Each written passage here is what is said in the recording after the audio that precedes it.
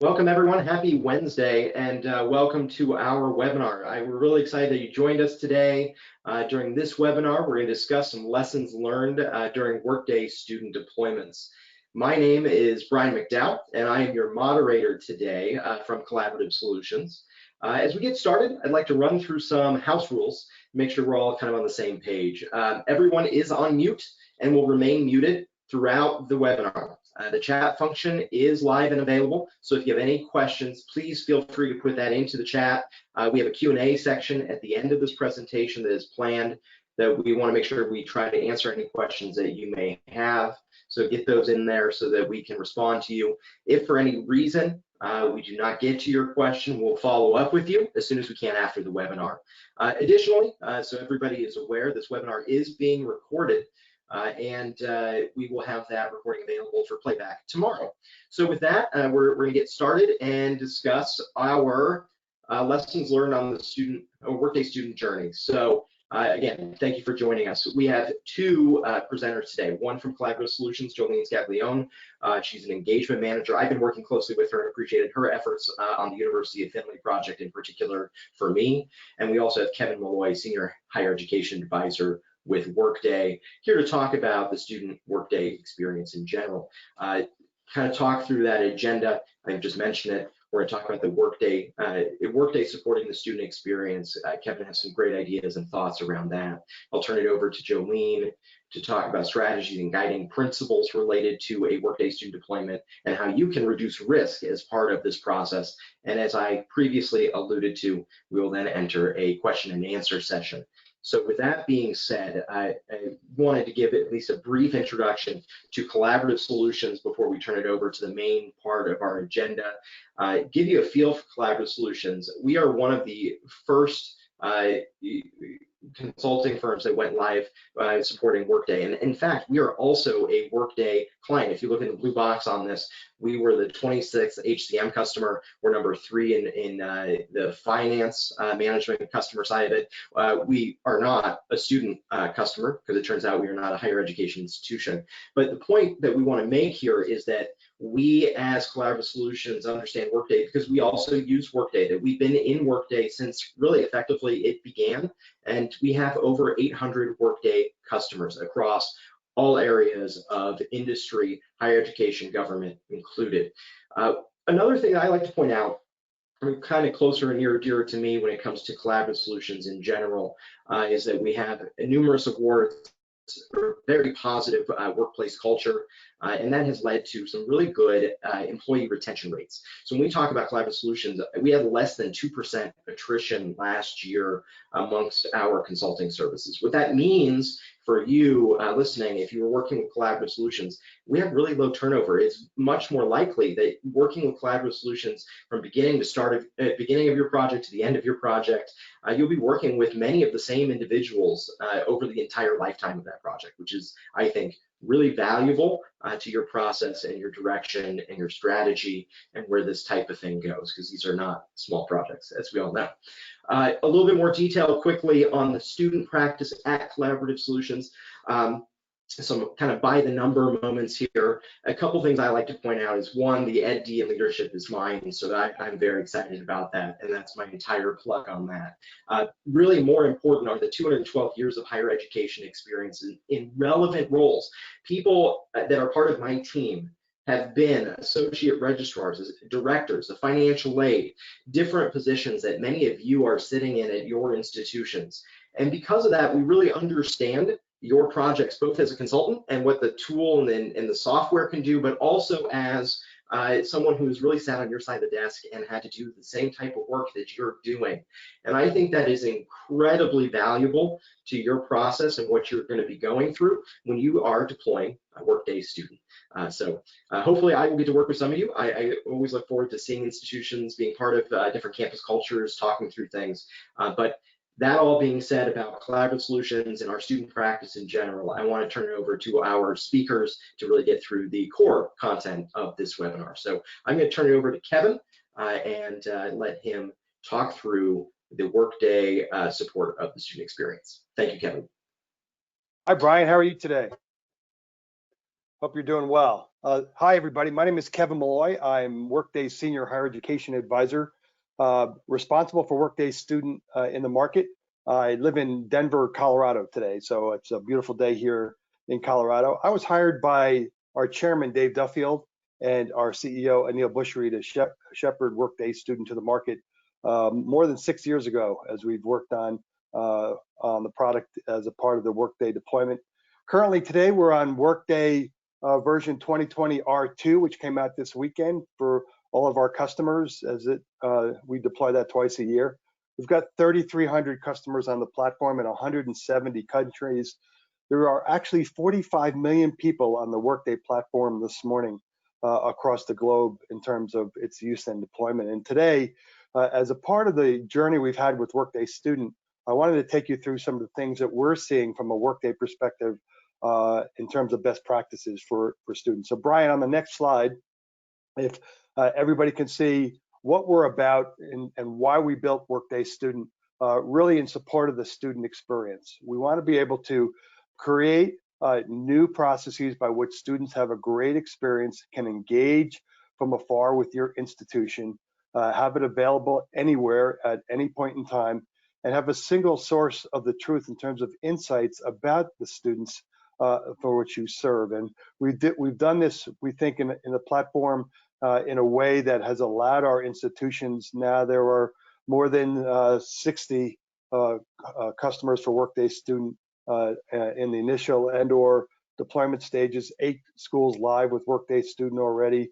We're expecting somewhere between 15 and 20 next year, and on through that set as we go forward. What we're finding is that the ability for us to have an understanding from our customers about what the student experience needs to be moving forward is super important to the way we do it. And we've used lots of feature design groups. We've used lots of schools in the initial design. I think we had 47 schools in the design partner program initially for Workday students. So lots of opportunity for schools to get involved in how we build this product moving forward. We had, I said to Brian earlier, I think the number is 677 new features in Workday Student this weekend were delivered, which makes it more than 1,000 over this year. So as the product moves forward, it's important for schools to understand the delivery method for new functionality and how it impacts your projects as well. So Brian, on the next slide, when we talk about what you can do to be prepared for Workday Student, many of the things that we talk about at Workday, because Student is across the campus deployment, which means it touches so many people on your campus. And we think about our HR and finance projects having defining moments in terms of the product itself. There's a July 1st financial start or January 1st start for HR. Student is a little different in that it takes almost a year of the full academic calendar, if you think about it, to get all the particular components of Workday Student up and live, depending on when the school might need that. And I say that because when we get to the point of creating the project charter and defining principles and making sure we establish steering committees and governance processes as a part of Student, we need to make sure that we have an understanding of those roles and responsibilities and the timeline and budget that's going to be required for a student project. These are large projects that impact so many of our faculty and student staff across the organization. We need to make sure that we have a really good project charter. There are lots of those available in the marketplace for Workday student projects now. Collab does a great job. I'm going to talk about that a little bit today and helping you define what those things are. And then the other things that are important, while many of our schools go through HR and finance deployments, we're getting really close to being able to parallel student in those deployments, but identifying the integrations and system mappings, and we like to do that in really a discovery process where we're able to just whiteboard everything that's impacting your student system now, and making sure that we have all those ancillary systems identified, and those that we might decommission as part of the project, really important that we go through those as well. And as we all know, evaluating and identifying and cleaning up the data we're going to bring into a new student system, we find is probably the #1 or #2 initiative on every campus. Integrations being one, data cleanup being the other across all the projects we have going on. So Brian, on the next slide, as we go forward, uh, the complexity of Workday Student that I mentioned a little bit earlier in terms of why we do it in this order of doing HR and finance first and then student. Workday is a different technology than many schools are used to. It is an in-memory, cloud-based enterprise platform. It runs a little differently in that all of the data is available to you all of the time in this particular technology. We want to make sure that our institutions have a uplifting of skill sets across the technology and the business owners, and an understanding of things like business process framework when we talk about how you want Workday to perform on your campus in your production environment. So with those mature products in terms of HR and finance, we find that we get a lot of success early. The technology teams get an understanding of what integrations look like. They get an understanding of what the business process framework looks like, how to build reports, how to build dashboards and provide them out. The security profile in Workday, we only have one for each profile. How does that work against the data that you might be bringing into the platform? So we'd like to have that base knowledge on campus before we get to the big project, which is Workday Student. So Brian, on the next slide, when you're thinking about that and your student implementation approach, we use a very standard approach. What we really like about Collaborative and their work with us, they've been with us for, as Brian said, a long time. They have an understanding of the Workday methodology and how to maximize that for each and every one of their deployments. Every one of the Collaborative solutions consultants that Brian talked about in terms of hours and years on Workday is certified on the most recent release of Workday. They are not allowed to touch your platform without the certification for that. And it's a very strenuous and time-consuming process that they commit to, Collab commits to, along with Workday, to get the consultants that will touch your platform and be on campus with you eventually, again, we hope. But during these virtual deployments that we now use, that they are up to speed on the latest and greatest from a Workday perspective. So this methodology that we use, really important for us that we have an understanding and our partners have an understanding of what that entails. And as I said earlier, the methodology that we use is a milestone-based deployment. We're looking for things like, what does the academic calendar look like? Data conversion, as we talked about earlier. When do things need to go live for the cohorts that you're looking at, and how do we build that into a defined, established implementation approach? So Brian, on the next slide, from a Workday perspective, this rolling adoption, as we like to call it, really creates the ability for schools to take advantage of Workday as quickly as possibly from a student perspective.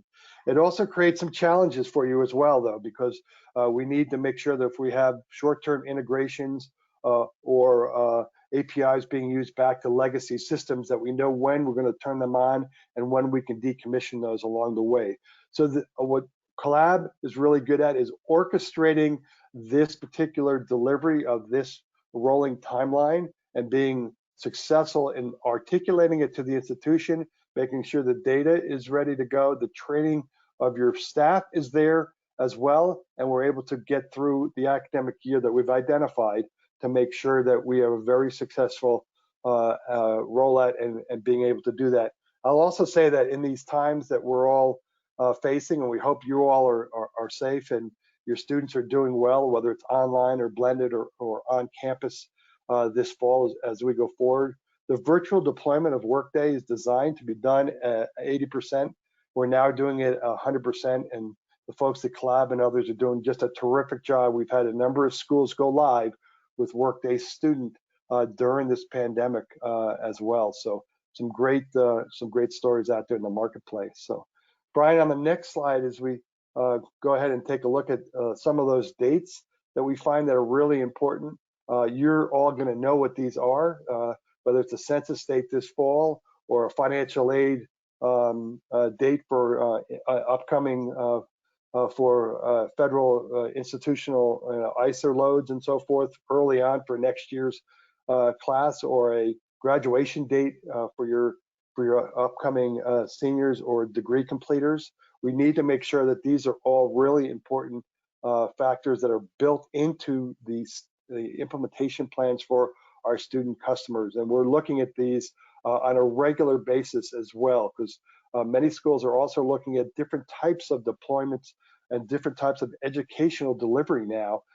Going forward, what will that look like? And having a platform that allows us to have that flexibility is going to be really important to our schools that might be looking at different education deployment initiatives as well. So, Brian, on the next slide, one of the things we think from some of the examples of some of the other factors that increase complexity, like this isn't hard enough and complex enough as we're seeing, is we've built the Workday Student over the years, and now with the 8 schools live and the things that are important to us for success in our projects. And when I say success, it means many things to many of our customers, but making sure that some of the complexities that we have in our educational delivery and a service to our students are looked at from that perspective. So how many student records are we going to bring over from your legacy system? And how much of that data do you want to put in to the Workday platform so it's available for real-time reporting and analytics,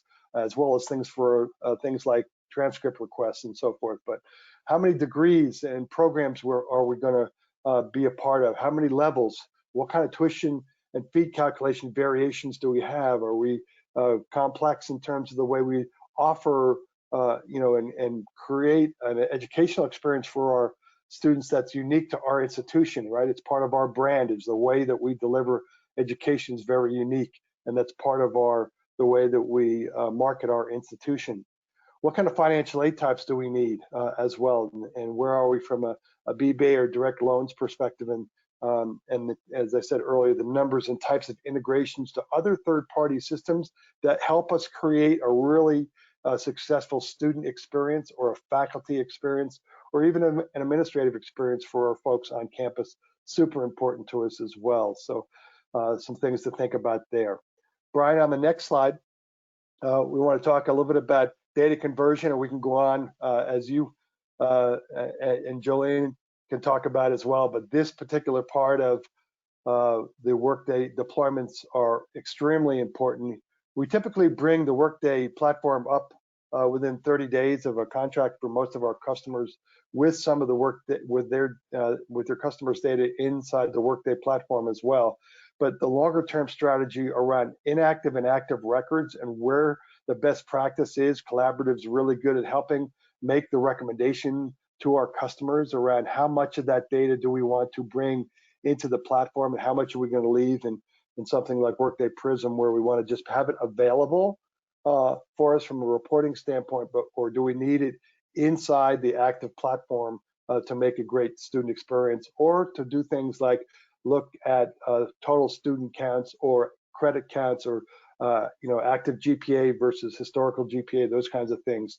All really, really important in the way that we look at the student experience and how will that student's experience be impacted in terms of holds, or do we want universal capability for a 360 view of student notes from historical perspective as well? If a student becomes inactive and comes back to our institution and is now active, what are the pieces that we want to make sure are part of that student's record right away, so that we create a really great student experience as we onboard them back into your institution, as an example.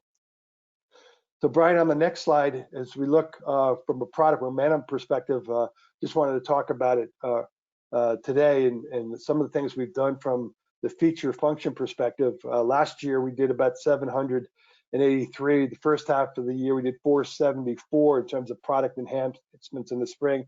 And as I mentioned earlier, we did 677 new capabilities in Workday 2020 R2 this weekend.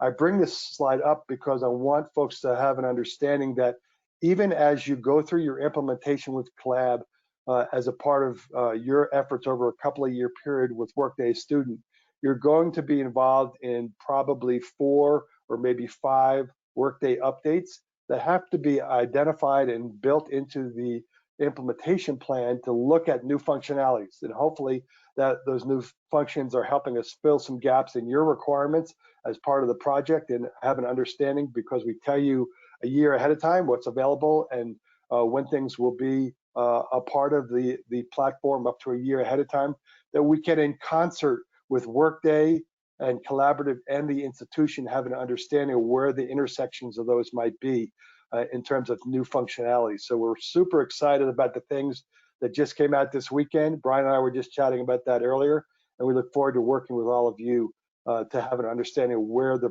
Workday student product is going from a roadmap perspective. So Brian, next slide. Is just a couple of slides here on just customer feedback. And we've built Workday Student, as I said. We started with 9 initial design partners. We ramped quickly to some influencers and ended up with 47 schools in the first piece, but it didn't stop there. We really began with those foundation schools to build Workday Student, but the depth of the processes and the depth of the functionality now are seen in our customer feedback and things like the student experience and athletics, looking at things like standards of academic progress, load status calculations, Pell formulas, all being driven by the user experience of our customers going forward. So Brian, on the next slide, we'll also see, or I might have ended with that slide, we'll also see that we use customer feedback on a daily, weekly basis, and the customer community that we use as a way for our customers to also vote and interact with each other as a part of the Workday platform going forward. So at this point, I'm going to turn it over to Jolene to talk a little bit about the practical nature of those deployments as she leads those. Good afternoon, Jolene. How are you today? I'm good, thank you. Good to see you. I think you're going to take some folks a little bit farther into the actual, I would call it the applied science version of what I talked about from a more global sense. So take it away. Yep. Okay. Hi, everybody. I'm Jolene Scaglione, and as Brian indicated earlier, I'm with Collaborative Solutions, and I'm engagement manager on student projects and specifically for University of Findlay right now. Actually, we're starting our move into production for Findlay today. So it's amazing I can be here and I'm still standing, right? So, all right. So I'm just going to go through a few strategies and guiding principles that I would recommend being considered as you begin to plan for your project. Some of these things, go ahead, Brian. So one of the first things that I see is, an institution really kind of holistically having a security strategy and a philosophy. How restrictive do you want to be and for access to student records information? It's best, I'm finding that as we go along in some of these projects, if an institution hasn't thought about this up front, what we're finding is it varies, with across the different functional areas as far as how that's applied. So how the security is designed, it's more complex in one area because they want to be more restrictive. In another area, it's less restrictive and it's not as complex. And so I really would like to recommend that you kind of think about this up front and kind of holistically consider your approach so that everyone can approach the design of that security in a similar fashion. Having guiding principles there in place will really speed up that design as well. Governance, Kevin referred to that as a governance process that you will need to have get set up for your project. What I'm suggesting is to really think about that process being as effective as possible during the project. So, might have to streamline, change the cadence of certain committees that might be part of that governance process. They might need to meet more regularly. For instance, in the project I'm doing right now, there was a particular decision, I think it was an academic policy decision, that had to go through a certain committee to be reviewed and approved. And we were told, well, that committee doesn't meet for 3 months. Well, we have configuration that depends on that decision, and waiting that 3 months was not feasible. So we really kind of setting it up so that maybe during the project stage where you're making those stages, specifically in the planning and architect and configure and prototype stages, those should be more regular discussions. Also ensuring that all perspectives are included in that governance process. Like I just mentioned earlier, there will be academic as well as administrative perspectives to the changes that may need to be made. Involvement in the process really does help with buy-in as well. So they can quickly, folks that are part of that process can quickly become part of your change, your change network that goes out, and helps communicate what's coming to campus. Also, I would recommend, prepare the institution and your stakeholders for being open to change, helping to identify the goals, and getting everyone on board for helping to meet those goals. If everybody is aware, it has the same set of goals, it's very easy for them to kind of work together to achieve them. I also recommend a guiding principle to adopt processes that are easily supported by Workday. Sometimes, processes grow, especially in higher ed. They tend to grow over time. So like over a 30-year period, they've kind of, grown and adapted. Things have been added here and there.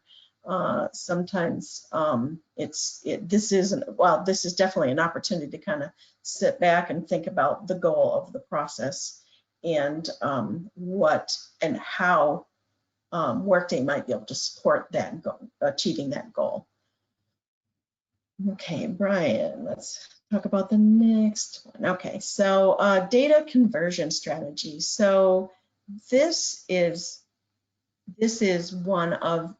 integrations are one of the critical path pieces for student projects in particular. This is, these are different from an HCM Fin project in that much of the success of student really does depend on that data conversion, because institutions need to continue to generate transcripts for students who have not been on, have not attended, in the last 10 years, for instance. They need to be able to still generate that transcript to represent the student's permanent record. The strategies I recommend are to, really lay out a plan where you're going to strive to, defend the permanent record for past students, produce those transcripts, not transactional data level for those past students, however, and also focus on configuring to operate in Workday going forward. So, keeping an eye on, we're going to start doing transactions in Workday. It's from this point forward, we're going to need to have processes work this way. So what kind of data conversion must we do to support that? I can't stress enough the importance of data conversion. And like Kevin mentioned earlier, really looking at your data, think about, do you really need to convert an international student's home address at the time, that attended 20 years ago? do you really need that home address? Do you really think it's valid at that, at this stage? Things like that. Just asking the questions, making sure there's purpose for everything you're going to convert. Determine a strategy for archiving historical data needed only for reporting. So if there is data that you're not transactionally necessary to begin working in Workday, and it's not necessarily part of the student's permanent record, but it is information like around course sections that the instructor on a specific course section, and for every semester in the last 10 years, that information is not typically part of the conversion. So you would need to kind of it'd be great to do ahead of time to kind of think about what your strategy will be for maintaining an archive of that data that's accessible for your purposes. Okay, so here are some ways for reducing risk for your student project. One of the things that that has impacted student projects from being able to get to their testing stage, for instance, is being able to clearly decide what your disposition is for each of your ancillary systems. So if you're planning to change vendors, if you're planning to add new vendors, it's really important that those contracts are negotiated and completed, by the end of the plan stage at the very least. Once we hit the architect, configure, and prototype stage, we really need to be ready to start designing and developing those integrations. So if that agreement's not in place before that stage begins, it gets delayed, and it could impact project schedule, depending on what the function is of that product. So also inventory and get familiar with institutional policies. Differentiate, make sure to differentiate policy versus practice, especially in higher ed. Practice develops over time, and sometimes it's not, you have people come in who are, relatively new in a role, and where there's been a certain practice in place for before that person was there, and maybe it's not clear whether it's a policy that it has to happen that way, or whether it's a practice that is that way. And so making sure that you kind of most institutions I know have policies documented on your websites, and kind of revisiting those, making sure that we understand what really is a policy. And one of the ways I differentiate policy from practice is if there's a change to it. Typically changes to policies need to go through governance committees that are outside the project team. Changes to practice should be, for the most part, be able to be decided by the project team in consultation with key stakeholders. So, okay, next, Brian. Now your institution may have this already documented. However, it really is going to speed up also the design of your security if you standardize roles across the institution. Kind of identify, here's a role of a course section administrator or a course administrator. These are the responsibilities and where they reside at the institution, the role played by each of these entities, as well as maybe individual roles within those entities. So processes around student recruiting, admissions, applications, courses, sections, advising, financial aid, and other student processes. Also standardizing the access. So outline the roles that require the access to, either to view or modify courses, course sections, and all of these similar information. So for instance, how open do you want student contact information, their current program of study, their status, that kind of information. And realizing, I know, FERPA plays a big role in that as well. But as much as you can, documenting it and making sure that you think about how it can be standardized. Next. Okay. Here are some, I guess, ways to reduce risk when creating a project team.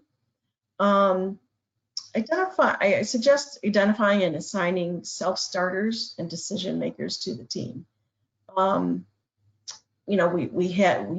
have experienced where decision maker wasn't assigned to the team, even as the lead of an area, a particular functional area, and it just took way too long to get to decisions, because every discussion that was had, there's all these micro decisions that need to be made, and all of those things were having to be run by a person outside the project team, and then it would come back to the team as, oh, we can't do it this way, we have to do something else.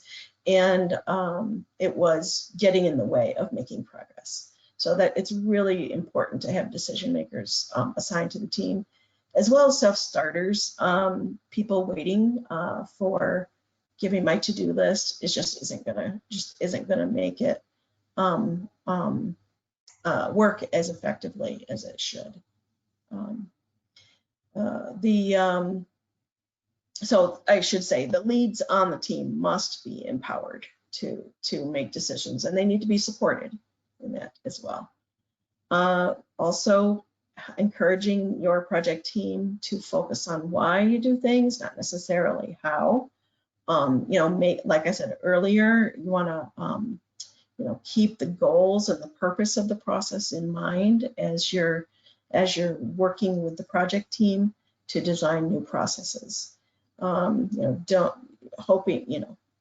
Focus on not fixating on the how. It's easier said than done, but it's really important to constantly be reminded to do that. Project timelines have a limited amount of time for what ifing, right? So we call it prototyping. There is some prototyping built into the process, but it is limited. So we really need to encourage the team to get into the tenant early and often. So your folks should be in that tenant right alongside the consultants and testing things out as soon as they're configured, and learning about those processes and how that configuration impacts those processes.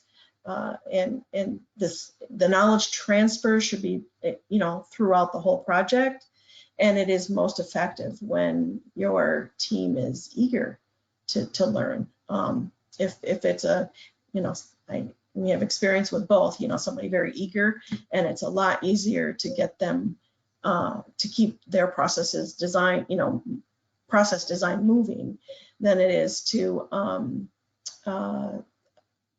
motivate somebody who's not eager necessarily to learn it. So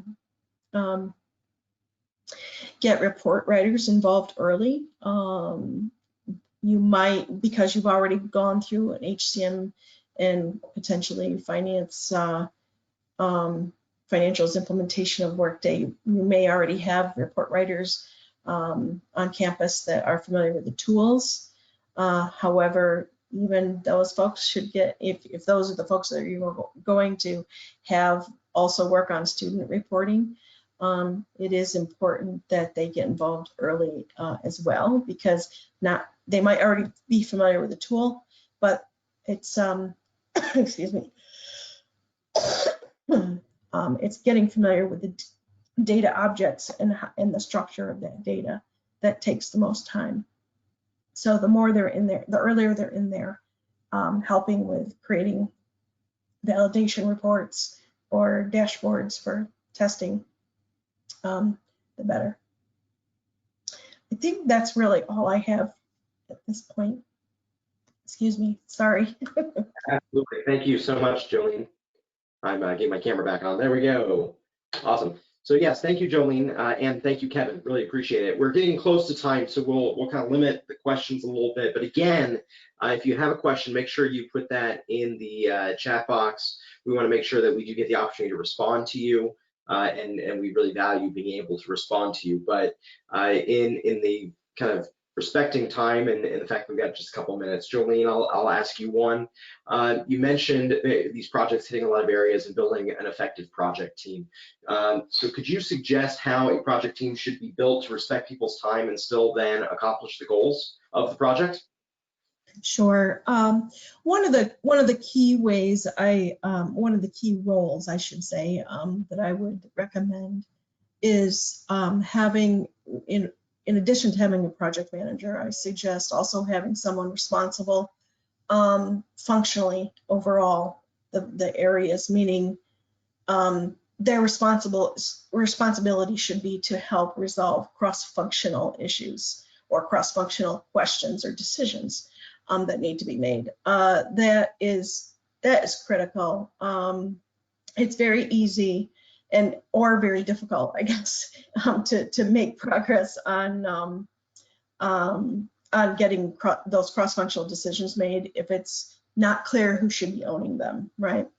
And it's being able to facilitate coming to a decision about that, something that is cross-functional is a key skill that we need to have on these projects.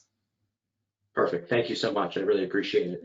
And again, wanting to respect people's time, we're right there at the 45-minute mark. So I'm going to say thank you to everyone for attending this webinar. The recording will be available tomorrow, as we mentioned earlier. I particularly want to thank Jolene and Kevin. There's my sides on screen, so I gesture to the outside like I'm in the middle. Anyway. Really appreciate both your time in this discussion. And again, if any of you have questions that are on this webinar as an attendee, send them our way, and we would be happy to answer those and help you move forward. So thank you all. Really appreciate it. Have a happy Wednesday.